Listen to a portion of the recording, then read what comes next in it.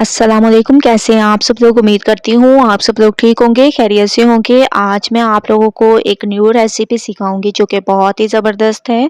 आज मैं आपको बाकर खाने खस्ता पराठा बनाना सिखाऊँगी एक नए अंदाज़ में, तो आप लोगों ने ज़रूर ट्राई करना है। सबसे पहले आप लोग देख रहे होंगे कि मैंने 2 कप तक मैदा ले लिया है, ठीक है? इसको अच्छी तरह से आप लोगों ने 2 से 3 बार छान लेना है। मैदा छान के यूज़ किया करें।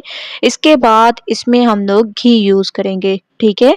घी इस वजह से इसमें इस्तेमाल करना है क्योंकि जो है खस्ता हमें चाहिए, बाकर खाने जो हैं खस्ते होते हैं, इस वजह से हमें खस्ता चाहिए। इसके अलावा इसमें बेकिंग पाउडर ऐड करेंगे, थोड़ा-सा इसमें नमक ऐड करेंगे, 1 चम्मच इसमें चीनी ऐड करेंगे, ठीक है?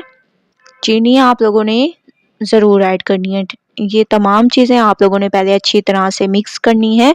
उसके बाद आप लोगों ने थोड़ा-सा नीम गर्म पानी ले लेना है और इससे इसका आटा गूँथते जाना है, ठीक है? थोड़ा-थोड़ा पानी डालते जाना है और इसको गूँथते जाना है। ये ज़्यादा सख्त आटा ना गूँधे, ठीक है? पतला आटा गूँधना है आप लोगों ने।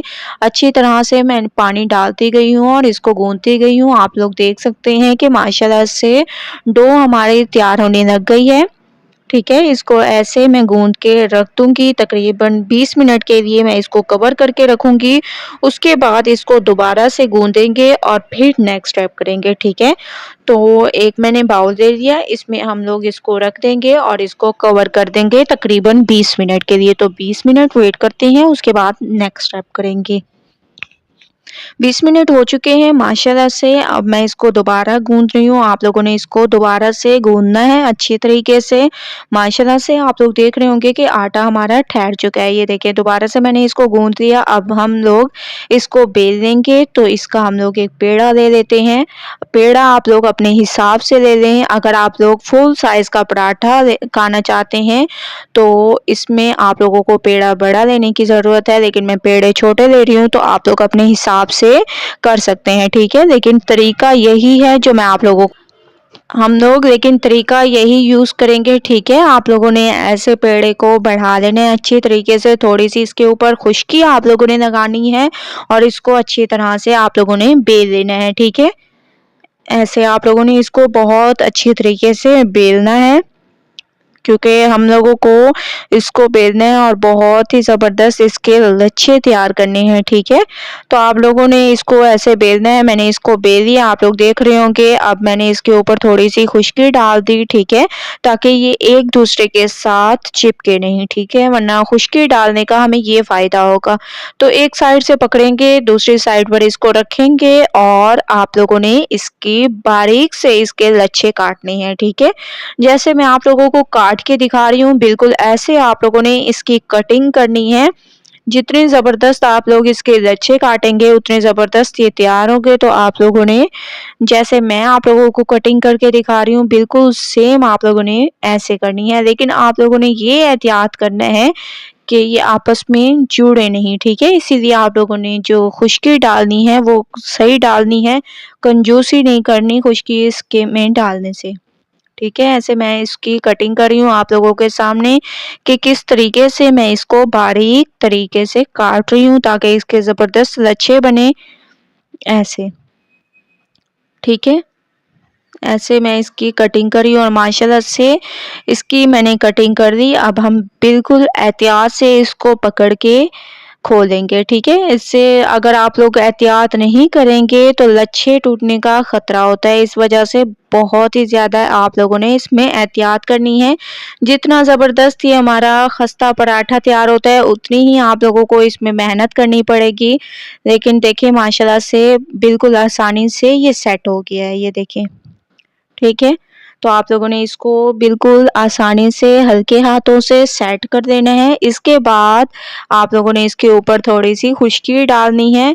इसके अलावा इसके ऊपर आप लोगों ने ब्रश की मदद से ऑयल लगा देना है। ठीक है? ब्रश की मदद से आप लोगों ने इसके ऊपर ऑयल लगा लेना है या घी लगा लेना है, जो आप लोगों को पसंद हो वो लगाएँ, ठीक है? लेकिन गूँथते हुए घी यूज़ करना है। इसके अलावा जब हम इसको पकाएंगे तो वो भी आप लोगों ने इसमें घी यूज़ करना है। इससे ये बहुत ही ज़्यादा क्रिस्पी तैयार होंगे।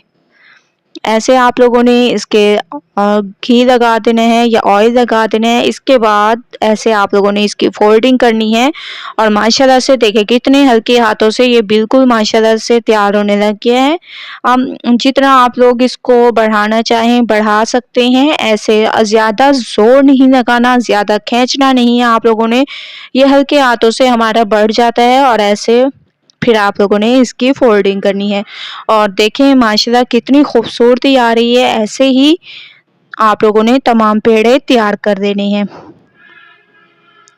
तो माशाल्लाह से आप लोग देख सकते हैं तमाम पेड़े मैंने तैयार किए हैं। इसके बाद हम अब इसको बेलन की मदद से नहीं, हाथ की मदद से इसको बढ़ाते जाएंगे। ये बिल्कुल नरम सा आटा है, इसीलिए ये हाथ से बहुत ही आसानी से बढ़ जाएगा। तो मैं इसको बढ़ा रही हूँ, हाथ की मदद से मैंने इसको बढ़ा दिया। अब मैंने एक पैन ले लिया, इसमें थोड़ा सा मैंने घी ऐड किया है। इसके बाद इस पराठे को डाल दिया और साइडों से भी मैं इसमें घी लगा रही हूँ, ठीक है।